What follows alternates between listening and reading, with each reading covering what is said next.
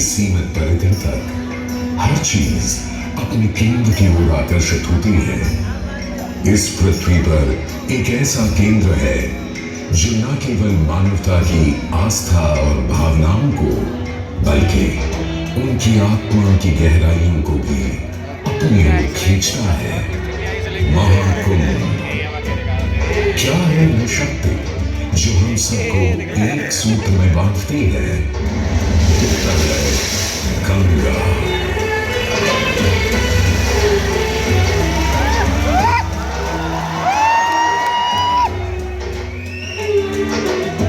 किंतु गंगा क्यों?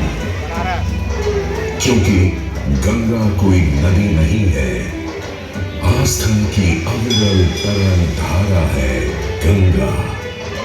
विश्वासों की वाहिनी, संस्कृतियों की सरिता है गंगा। और इस स्थान पर, इस प्रयागों के राज में श्वेत रंगा गंगा का संगम होता है अपनी दो बहनों श्यामल वर्ण यमुना और अदृश्य सरस्वती से। और इस त्रिवेणी संगम के कारण ही यह जगह इतनी महत्वपूर्ण हो जाती है। गंगा के उद्गम के बारे में जो पौराणिक कथा प्रचलित है वो बड़ी ही रोचक और मनमोहक है। तो आइए क्यों ना आज हम आपको गंगा अवतरण की कहानी सुनाएं, दिखाएं। दानी था राजा बलि पर करता था दम, पूरी पृथ्वी पर फैला था उसका ही आतंक। उसके आतंक को रोकने विष्णु ने धरा एक रूप, 52 अंगुल का बौना बनकर पहुंचे जहां था भूत। सारे दरबारी बौने ब्राह्मण पर हंसे, पर बलि ने जब उसे दान मांगने को कहा तो उसने कुटिया बनाने को केवल 3 पग भूमि मांगी। पर जब बौने ब्राह्मण ने भूमि नापनी शुरू की तो जैसे भूचाल किया गया। वामन ने पहले पग में पूरी धरती नाप ली और अगले कदम से स्वर्ग।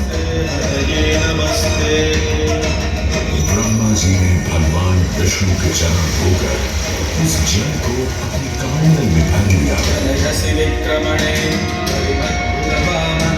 और अब वामन अवतार ने अपना तीसरा पग बलि के सिर पर रख उसे पाताल लोक भेज मुक्ति दे दी।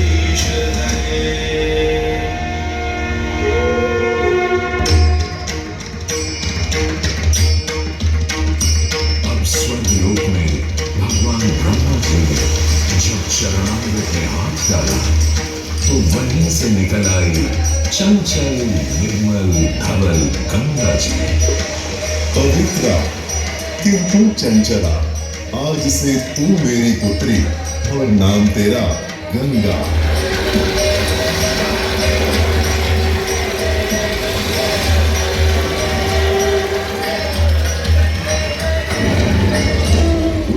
कुछ समय बाद सतयुग में इक्ष्वाकु कुल के सूर्यवंशी राजा सगर ने सारे संसार को जीतने के लिए एक अश्वमेध यज्ञ का संकल्प किया। सुने सुने सुने सब सुने, यह चिन्हित पूजित धवल अश्व जहां भी जाएगा वो भूमि राजा सगर की मानी जाएगी। यदि किसी ने इस अश्व को रोका या पकड़ा तो उसे सगर के 60,000 एक पुत्रों और उनकी लक्षाधिक सेना का सामना करना पड़ेगा। सुने सुने सगर का अश्व अजय अपराजय बढ़ता जा रहा था और स्वर्ग लोक में बढ़ती जा रही थी देवेंद्र इंद्र की दुविधा। डरकर वो अश्व को रोकने की युक्ति लगाने लगे। इंद्र ने राजा सगर के उस घोड़े को चुरा लिया और छल से महर्षि कपिल के आश्रम में बांध दिया। घोड़े को खोजते हुए राजा सगर के 60,000 पुत्र महर्षि कपिल के आश्रम में पहुंचे। वहां घोड़े को बंधा हुआ देख क्रोधित पुत्रों ने कपिल मुनि को घोड़ा चोर समझा और उन्हें अपशब्द शब्द कहने लगे। वाचाल कुमारों, यदि कपिल ऋषि ने खोली आंख तो तपस की योगाग्नि से जलकर तुम सब हो जाओगे राख।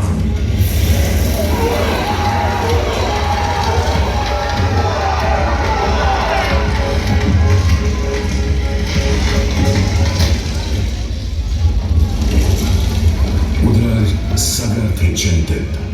न अश्व का पता था, न पुत्रों का कोई समाचार। पिता का दुख देख पुत्र अंशुमन चल पड़े खोज पर। जब महर्षि कपिल के आश्रम पहुंचे तो देखा अश्व को और साथ ही अपने 60,000 भाइयों की भस्म को। महर्षि से की क्षमा याचना और पूछा तर्पण का उपाय। तुम्हारे भाई थे घमंडी, अविवेकी और अभिमानी। भस्म कर दिया उन्हें मैंने, जो उन्होंने मेरी नहीं मानी। गंगा जल, केवल गंगा जल ही दे सकता है मुक्ति उन्हें, जो भस्म हुए तुम्हारे परिजन। अंशुमन को अपने भाइयों के तर्पण के लिए गंगा को लाने का बहुत मन था, किंतु किसी को राजधर्म भी तो निभाना था और राज भी चलाना था।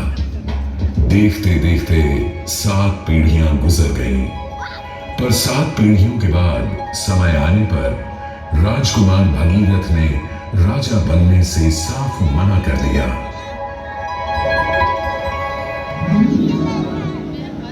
क्षमा कीजिए, क्या ये आवश्यक है कि राजा का बेटा ही राजा बने? मैं पहले तपस्या करूं और फिर ब्रह्मा से गंगा को मांग कर पृथ्वी पर ले आऊं और फिर उनके पावन पवित्र जल से अपने 60,000 पूर्वजों का तर्पण करूं। वर्ष बदले, ऋतुओं की हवा बदली, नदियों के किनारे बदले, किंतु नहीं बदला भगीरथ का संकल्प। गंगा उतरा।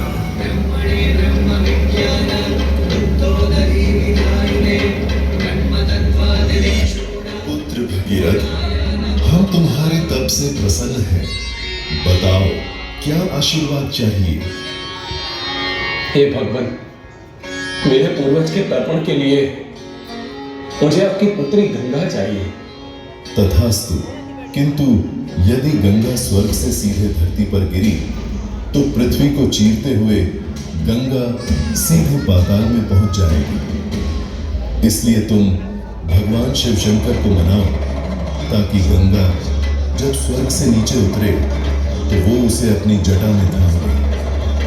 अब भगीरथ ने एक अंगूठे पर खड़े होकर भगवान शंकर को मनाने के लिए शिव शंकर का जाप शुरू कर दिया। जय मन भावन जय पति पावन शोभ शावन शिव शंभो विपद विहार अधम उदाहरण सत्य सनातन शिव शंभो सहज वचन हर जल नयन वर धवल कोई भी वर मांग लो आज। हे प्रभु, जब गंगा स्वर्ग से धरती पर गिरे तब आप बीच में उन्हें अपनी जटाओं में साध लें, नहीं तो पूरी पृथ्वी नष्ट हो जाएगी। बस इतनी सी बात? ठीक है, ब्रह्मदेव से कहो शिव तैयार है, आने दो गंगा को, आने दो। जय शिव शंकर जय करुणाकर जय जय जय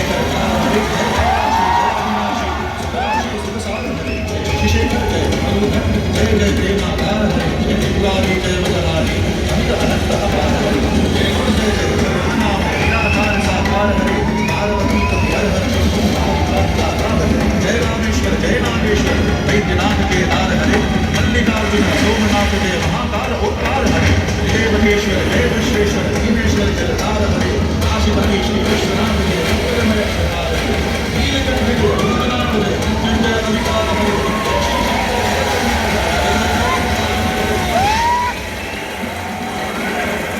और यूं गंगा ने भगीरथ के साथ गंगा सागर जाकर सगर के पुत्रों का उद्धार किया।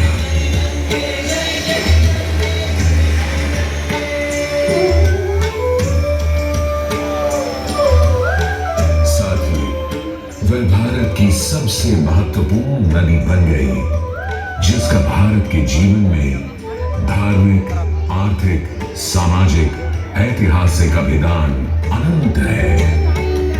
हे मां गंगे, हे जगदम्बे, हे मां गंगे। मोक्षदायिनी गंगा का यमुना और सरस्वती के साथ त्रिवेणी संगम मोक्ष का संगम है। प्रत्येक 12 वर्षों में यह महाकुंभ का स्नान करता है सर्व सिद्धि प्रदान और देता है मोक्ष का वरदान।